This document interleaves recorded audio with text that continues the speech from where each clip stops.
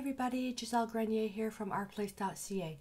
In today's video lesson, we're going to make a very simple little canvas panel for a theme for a little boy. You can do this, well, you can do this for a little girl, but it's going to be a underwater scene with a seahorse. And with this particular thing, it's going to be so simple, and it's just a nice little way just to brighten up a room. And what I'm going to be using for the design, I've got some new Americana Decor stencils. This is called Ocean Life, and it comes with two stencils, and I'm going to be using this one here. And then I'm also going to be using Coral, and I'm going to position this right in a corner where it's going to be, the coral is going to be tilted a little bit towards the seahorse. And to paint this, I'm going to be using a DecoArt Traditions The Artist Acrylics. And the colors I'm going to be using will be Phthalo Blue, Ultramarine Blue, Permanent Alizarin Crimson, Hansa Yellow Light, Burnt Sienna. I've got 2 piles of Titanium White, and I also have some extender, which will slow down the drying time just when I get started. I'm also going to be priming the canvas with DecoArt Media White Gesso. When I've finished everything, I'm going to be taking some pictures of this, and then I'm going to, at the very end, I'm going to apply a layer of high gloss varnish. I don't like varnishing before the video because it's for photography, it's too hard, so I'm going to do that. And for brushes, I may or may not use all of these. I don't know yet. I basically just let things happen. So I've got my Aqualon brushes, a whole bunch of flat, the wash brushes and a shader and a round.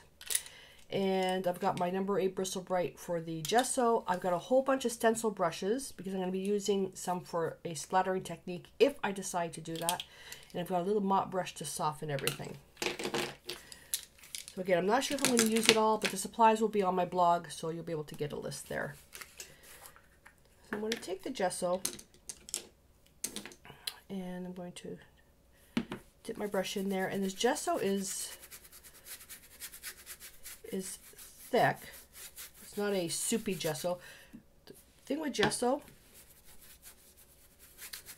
it's better to buy thick gesso because you can always thin it down. But if you buy thin gesso, it's going to take you layers and layers and layers to get a proper coverage. Now, for your piece, if you want to have a lot of texture in this, you can also, as applying the gesso, use like wide X strokes for this, which will create some movements in the water. If you want a smooth finish, just brush it out. And I do recommend, if at all possible, using a bristle brush to apply gesso. Because it's a workhorse brush, you're getting into the pores of the canvas. And although this is a primed canvas already, when I bought this canvas, it didn't have a plastic wrap on it, which means people have been handling it. So you don't know what's on people's hands, and this is especially important because this is actually being given to somebody, my grandson. So I don't want to finish the piece and then, you know, a few days later or something, seeing something coming through the acrylics.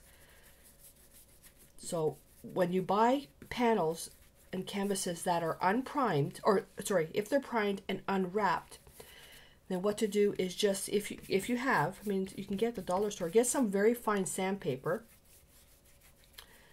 give it a light sand, and then just wipe it off with a damp cloth. Don't blow the dust off because you're going to inhale that.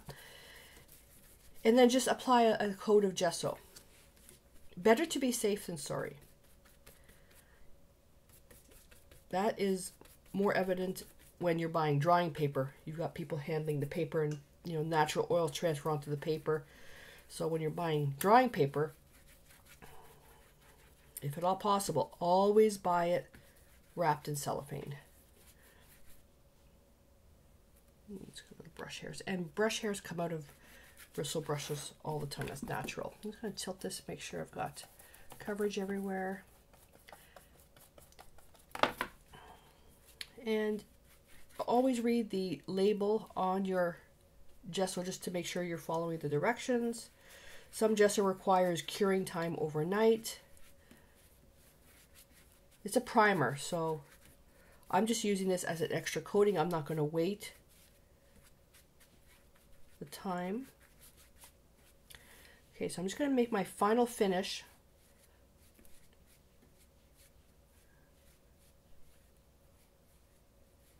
I'm going to start, like, I can go to a corner and then make wide U shapes right here. Just, and I'm not going to get the pattern, but it's just a light indication of brush strokes. I don't know if you can, you probably can't see that. No, you can't see it. All right, that in water. Okay, so what I'm going to do is I'm going to dry this now with the heat gun.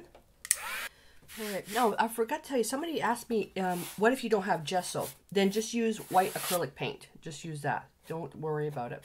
And you can also use gesso as your white acrylic paint too. Just thin it down a little bit.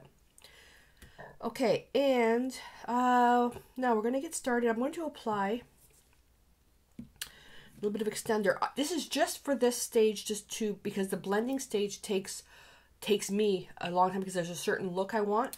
So I'm just going to lightly mist this with water just to dampen it. And then, didn't need to shake that. I'm just going to apply 4 drops of extender. And it's just going to help to slow down the drying time and dampen my brush. You don't have to use extender if you don't want to. Just with all the studio lights, it's just going to help a little bit. Help me, anyways. Just don't use too much water, otherwise you'll weaken the strength of the pigment. There we go. You can also use a medium for this, like a matte, even a matte medium would work fine. So I'm going to take some white now, and I'm going to apply the white. And we're going to work this wet on wet. Working the top, I'm going to tilt this a little bit, working the top and then bringing it down, and I'm going to end probably about 3/4 down. Okay. On the dirty brush, I'm going to pick up some phthalo blue. Now watch how strong this is, okay?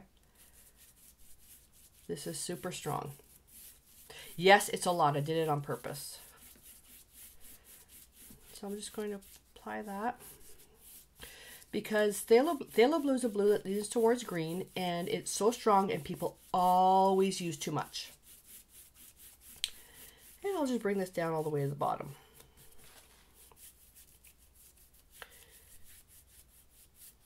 Okay.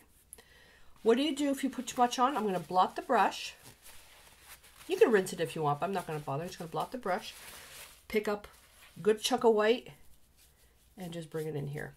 Now what I also want to do is I want to tint this to be a little bit more on the green side. I'm going to pick up a speck of Hansa Yellow Light right on the brush.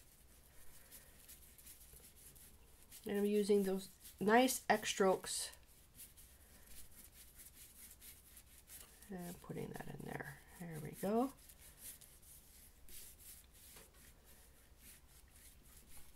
And now bringing that down, I'm going to pick up a speck of phthalo blue. When I say speck, I mean speck. And I'm going to work at this corner here. We're going to be putting an overlay of ultramarine blue on this after. A little bit more phthalo blue.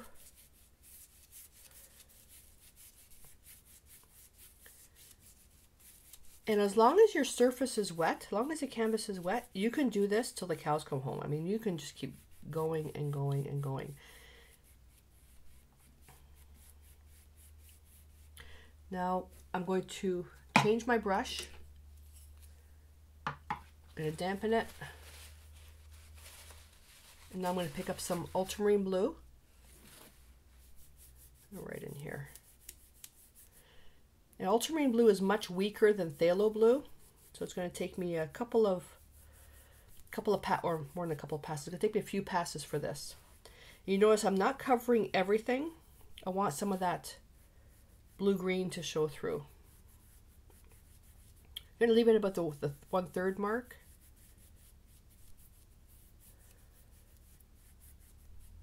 Nice and dark. And you're going to work this until it's the color that you want. Now, if you want a more brushed look, then you can let it dry. That's actually not too bad. I still want it darker than that. take a little bit of phthalo blue and a little bit of ultramarine blue. Let's see if we can really get that dark. And I'm going to put a little bit of burnt sienna in there. Burnt sienna will really darken it. There we go. See, I can keep working.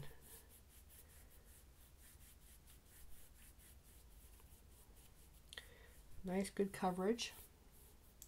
Now, watch what I'm going to do. So when you've got this, basically the color that you want, I'm going to take my little mop brush. Now, if you have a bigger brush, that's even better. And I'm going to just touch little X strokes in here. And what this does is it does a soft blending where the colors meet.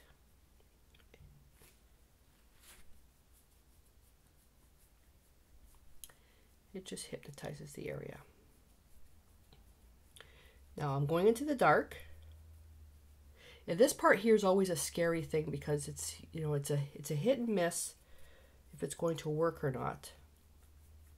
I'm going to bring that up a little bit. Work it down, work it up. And what I'm doing is some of the paint that I'm picking up is going into the dark or going into the light. Now take that same brush. You're going to do the same thing here. I'm also covering over where I was touching the canvas. There's little fingerprint marks.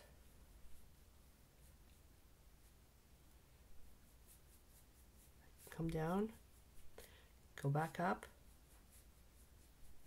create a little darker patch in there.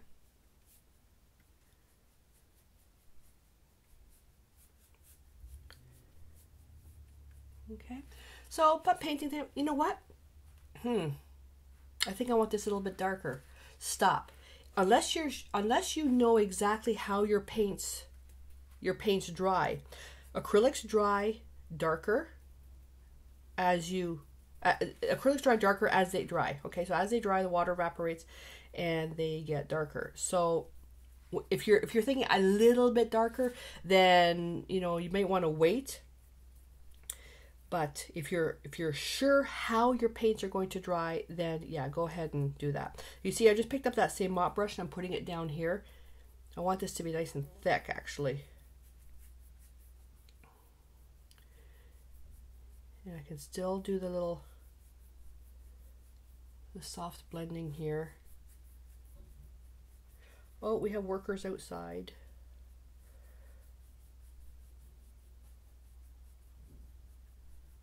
Keep it light. And now I'm going to touch that. And the ocean is all this different movement and stuff. So you don't want everything to be like a perfect, like an airbrushed look. That's not what I want anyways. Okay.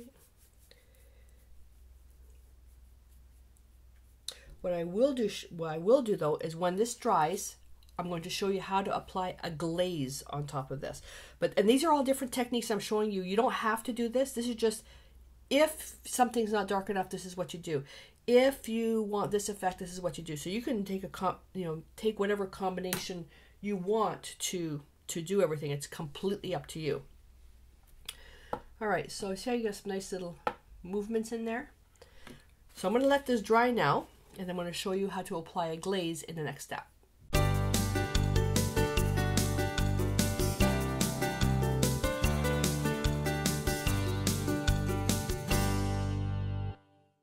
Okay, so I dried this. Now what I also did is I also took my finger and I scratched a little piece of the canvas there just to show you how you can cover this up. So as you're working, especially if you've never done this before, you'll get your fingers in there and you can see there's some marks in here too. If you want, you can basically just wet the surface a little bit more, not with white paint, but just wet the surface with a little bit of water, take the colors and then put them on again. So that's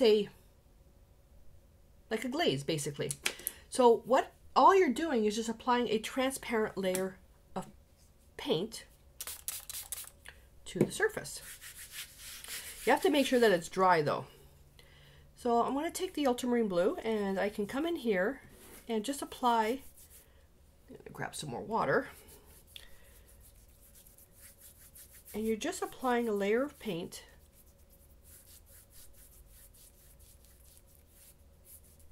to your piece. That's all you're doing. Now, oh good, this worked. See what I'm doing here? See how it's getting lighter and lighter and lighter and lighter and lighter? And I keep going, keep going. The paint wasn't dry underneath. So when you're drying your piece, even if you're using a heat gun, you touch your piece. If it's still cold, ice cold, like really, really cold, it's not dry yet. The top may be dry, but what's underneath is not dry. Okay, so you gotta let it dry.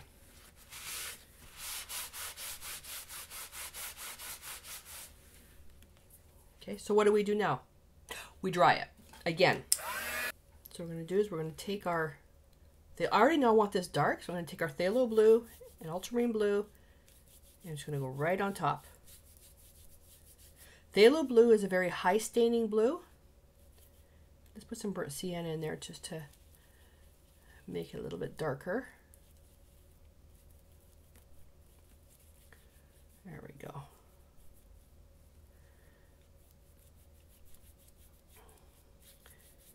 And you can see some, oh, you see some of the white speckles in there?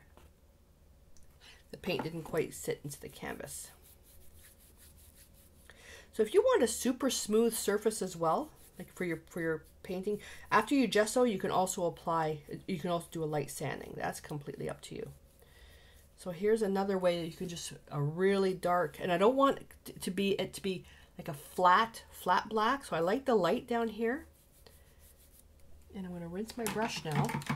I'm going to rinse my brush, and now I'm just going to go into a little bit of the ultramarine blue. I'm just going to soften that out. When we're working with wet paint on a dry surface, it's a little bit more difficult. So by bringing in a color that's close to what you're working with will also help. Look at that. Isn't that beautiful? That'll also help with the blending. And then if you take you can even take a little bit of white and just bring that in. Oh, that's got too much brown in it. Let's put some more ultramarine blue in there.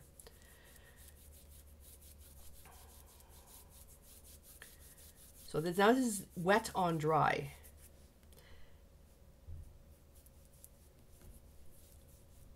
I have a light corner. I want my corners to be dark. Okay, so now a bit of white.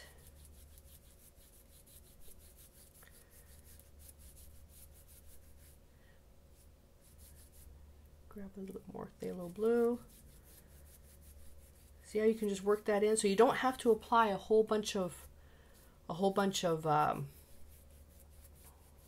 white onto your piece.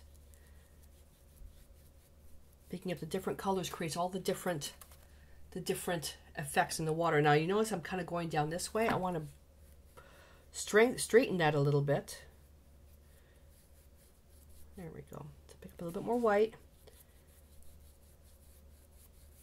Now when I'm working with the white, I'm going to be not making so much of the X strokes, but more of a bit of a U stroke. Picking up a little bit of blue as I go. And I'm not going to totally blend this out. I want a little bit of movement in the water.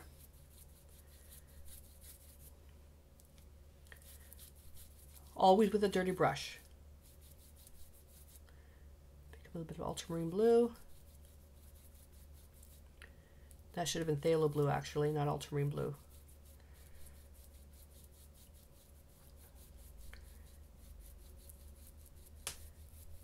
Now as we get to the top, this is going to be a little bit more challenging. So I'm going to put a little speck of Hansa yellow light in there. So phthalo blue, white, and then a speck of Hansa yellow light to make it a little bit more green. So I did want this to be a little bit darker.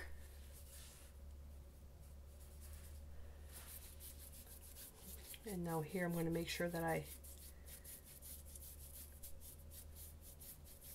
make those nice wide strokes. I'm going to pick up a speck of water on my brush. So if something doesn't go right, don't scrap it. There's always a way to fix it. These are just acrylics. What's the worst that can happen? You let it dry and you cover it with gesso and you start over. So I want to make this a little bit darker here. So I'm getting a lot of movement in here because the seahorse is moving. And I want to make sure that I retain that. I'm going to turn my brush now instead of flat on the chisel side. And this is where I can get some nice detail into the movement. Take the excess paint off the brush, and then use a chisel edge. This is a great way to exaggerate the stroke.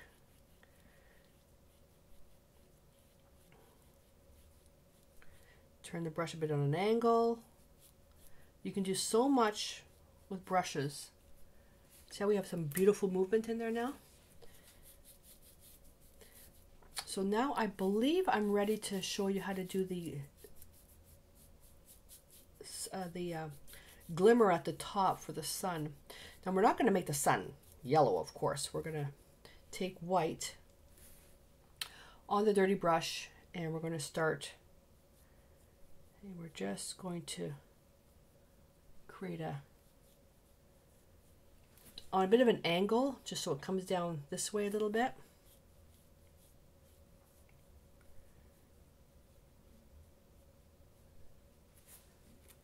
Okay, so we're gonna build that up a lot. So now I'm going to go to a smaller brush.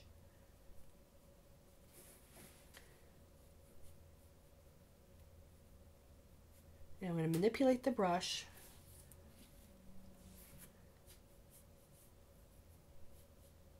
This is now wet on wet. And you don't want to lose all these nice strokes in here. I'm going to build it up slowly. Now as you're building it up, we're getting the blue in there. So if you find that you have so much blue in your brush, I don't want to add water to this, load it with white, then kind of pat it on the side, take your paper towel, blot it, load a bit more white. So this is a way that you can clean your brush dry without water. And you do that a couple times, you'll eventually get rid of all the blue. Why would you do that? Well, if you happen to run out of water, that's a way to do it. So this part here, you can make it as detailed as you want, or as as simple as you want, or as detailed as you want when it comes to the blending. So apply the paint with the flat side, and then you can turn your brush on the chisel side and use that to get your strokes. To get all that nice little detail.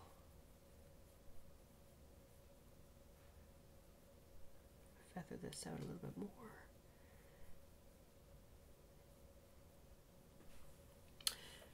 Okay, I'm going to leave that like that. I'm going to let that dry. Actually, I'm not going to let it dry. I'm going to dry it. Now that that's dry, I'm going to come in now with just white paint on a clean brush. And we're just going to apply this on here. Nice white patch. Wipe the brush, and then we're just going to feather that out.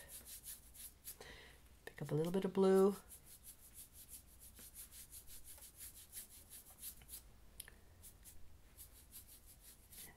And now we have a nice patch. And take a little bit more blue there. Now we have a nice patch of light, and the paint going on dry first will really have that impact, because the phthalo blue is transparent. So now we have a nice bright patch in there. Again, with this, you can do this or eliminate. You don't have to.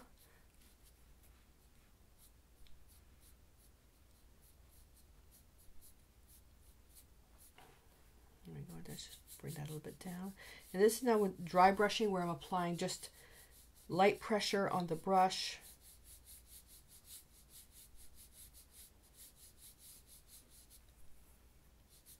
I'm going to take a little bit more white.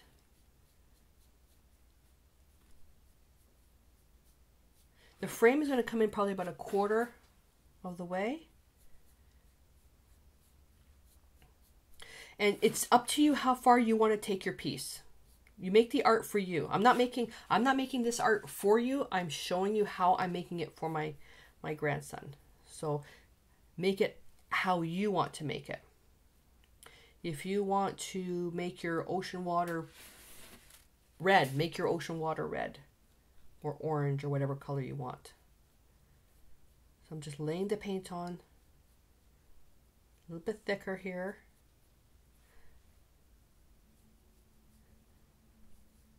There we go. Now we have a,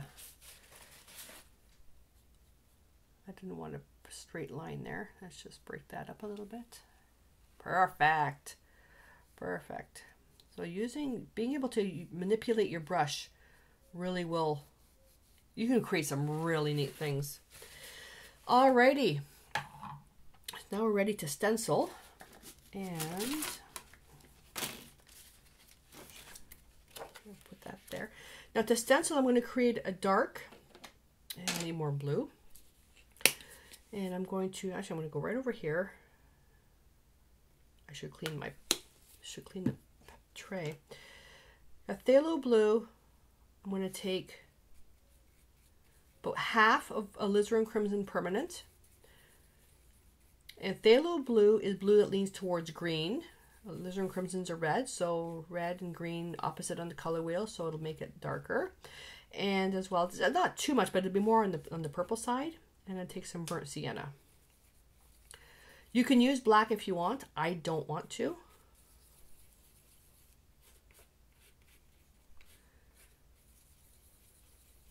And if you want to test the color,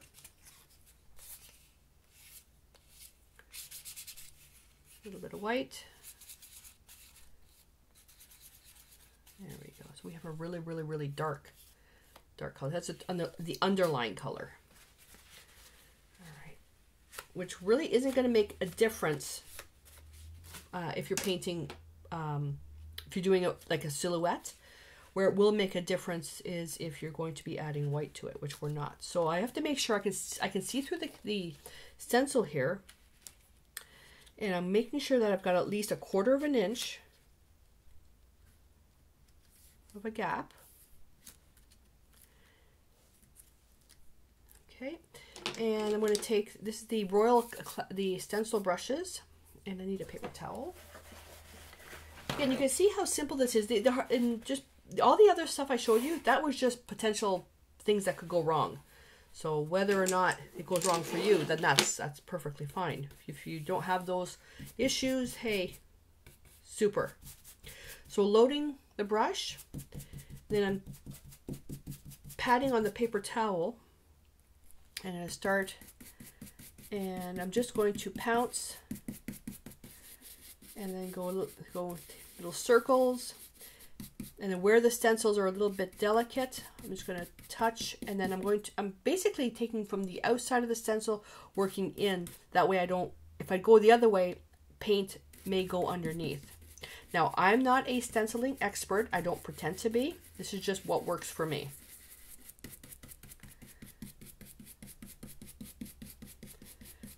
And because phthalo blue is such a high staining blue, it's going to be very strong. If you wanted some of the background to show through, let's say you were doing a jellyfish or something, you might want to look at using ultramarine blue, which is I wouldn't say it's much weaker, it's just a different type of blue.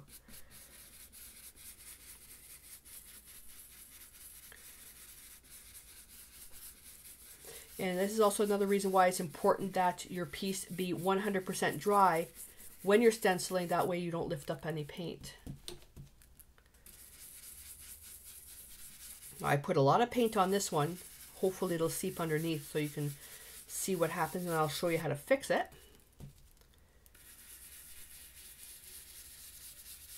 And I didn't use the DecoArt Media Fluid acrylics for this because I wanted the paint to be a little bit thicker.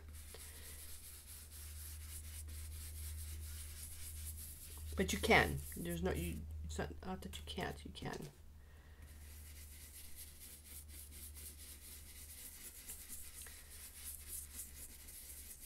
I'm just going round and round and round.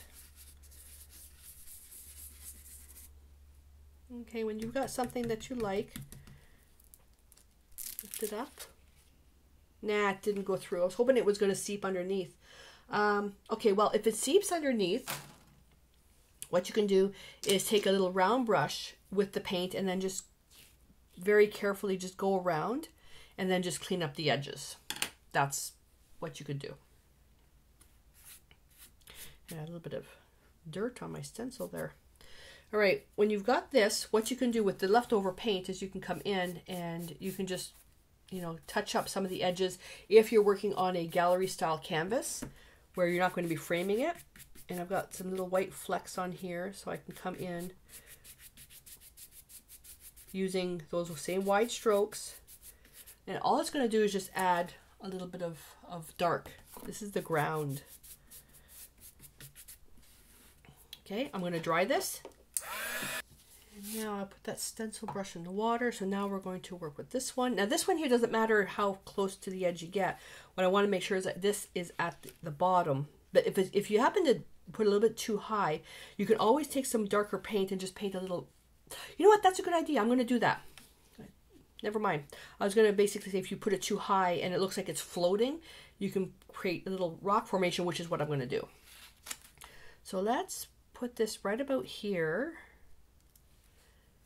Where's your little belly? There. And I'm going to take another brush, is just a 1/2 inch, using the same mixture. Now this stencil is a little bit more delicate, so I'm just going to get that started. And it's when you're loading the brush for the first time, that's where it takes a little bit of elbow grease to get it going. Now with this one here, I'm not going to make this one as dark on the top because the light's coming through. I want a little bit of a highlight on that.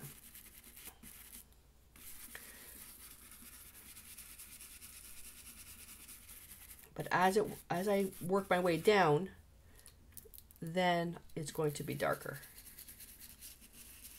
You can also eliminate certain parts of the stencil if you want, just by masking it off.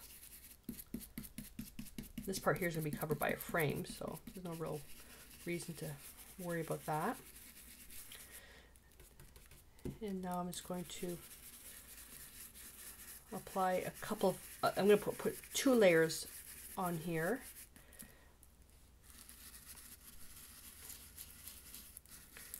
And if you're unsure about the stencil staying put, tape it down.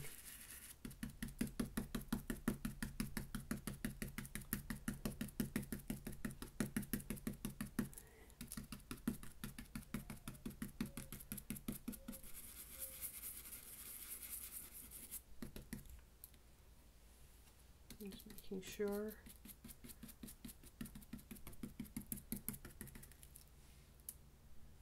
Okay. Ah, perfect. Put that in the water if you can. And then you can, again, just with the leftover paint, you can come in and finish the edge if it's a gallery style where the canvas is wrapped around, and then you just take the light blue and you can come on the side. That's up to you. I'm going to put that brush aside. Now I'm going to take my round brush. I like painting little rocks with a round brush. And I'm going to put that in a little bit of water. Take that same dark, and wherever my little formation is, I'm going to come over here and I'm going to block it in. So make sure you don't make a nice round rock. So you want to block it in rough.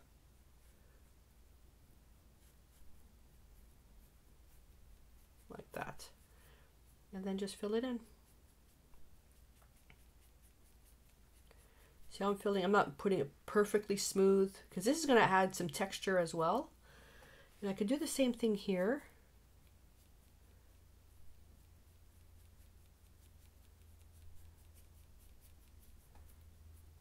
And this is going to be covered up by the frame, but I just want to show you the technique. Nice rough pieces. Again, that's going to be covered up by the frame, but I just want to show you the technique, that's all. You can make pieces that stick out like that. Okay. Here we go. This one here now will take a little bit longer to dry because of the thick paint. And oh, just to let you know, I'll be showing it soon. DecoArt came out with a new line of tube acrylics, which I would say is probably, I think it's in between the fluid and the traditions. So, but I won't know till I get them. So I'm excited to show you guys using those. As it is right now, this is finished. That's it. It's done. You can further build on this if you want. You could take some white paint, and I was going to splatter, but I'm not going to, is to take some white paint. You can splatter a little bit here. You can apply, you can go over the stencil again if you want. I would fill it in by hand. I wouldn't re-stencil on that. You could take a little bit of white paint and you can just highlight a little bit. That actually I might do. That I'm going to do. Take a small little brush, and I'm going to take a little bit of the blue. I don't want it to be white paint. What you want to do is get something a little bit lighter than that. And you can just, where the pieces would hit that light, and you're just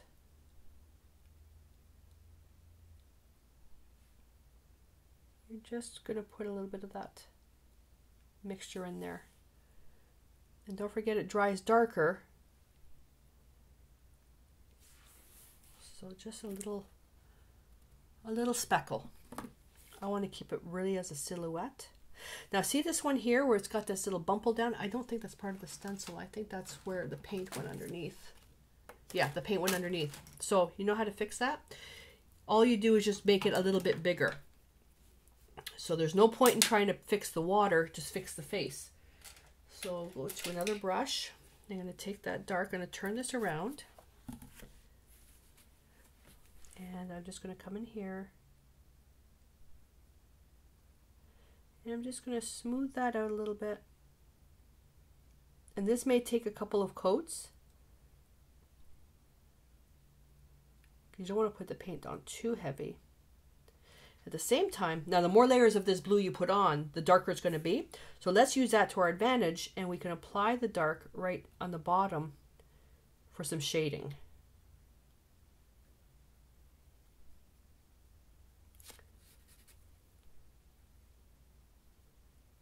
There we go. I don't know if you probably can't even see that. Oh, see those lines? That's the sun coming in through my window. Where did it go? Oh, see that? There it goes. That's the sun coming through the window. I don't know if you can see that shading. There we go.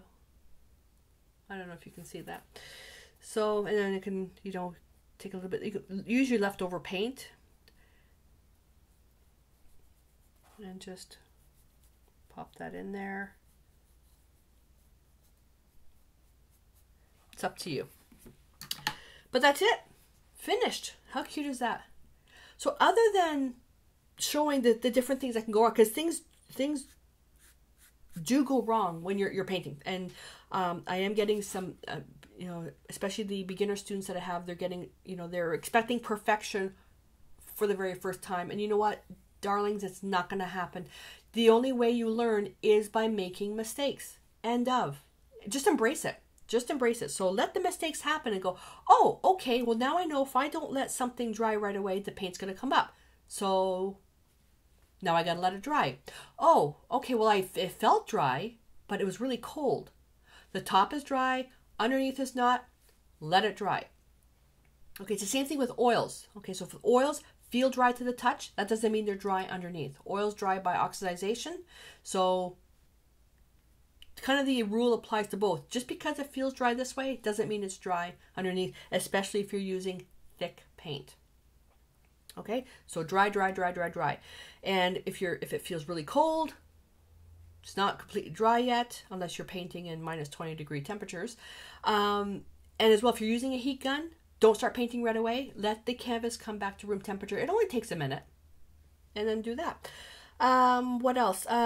Paint goes underneath. Just go with a brush. It's the same color, just and go around. So you saw the extending the drying time of your paint just by dampening the surface a little bit. You can use extender, wet on wet. Just keep the brush moving while the paint is wet. Wet on dry gives you a much softer, mistier look to your canvas. If you don't like the texture of the canvas, sand it first, wear a mask or do it outside. A light sanding first, wipe off with a damp cloth. Do not blow, otherwise you'll inhale it. All these different little things that you can do. Now, with giving this as a gift or whether you're selling it, I would recommend letting it dry for at least 24 hours just to make sure, depending on how thick you put the paint on. Okay, so let it dry for 24 hours and then do your varnishing. So with the way this is now, because it's that nice matte finish, I'm going to do some photography and then I'm going to come in and apply a layer of gloss varnish. I have to double check to see the lighting in Wolf's room. So if he's got like a lot of light, then the gloss will actually give off a lot of glare. So I may just go down to a satin finish. So that's it, you guys. I hope that you enjoyed this. Comment below the video what you thought of the design and if you like using sea elements, you know, in your own personal decor, or if you have children or grandchildren or nieces or nephews, if they like it. And simple thing, minus all the techniques I was showing you, this project is a 15-minute project, not including all the techniques I showed you. Okay, so it's a really fun little way to create something that will put a smile on a loved one's face. So I hope that you enjoyed this. Give me a thumbs up if you enjoyed the video, and don't forget to subscribe to my channel if you haven't already. That way you won't miss out on anything. All right, you guys, so I'm off to clean up this horrible phthalo blue mess, and until I see you in the next video, stay inspired.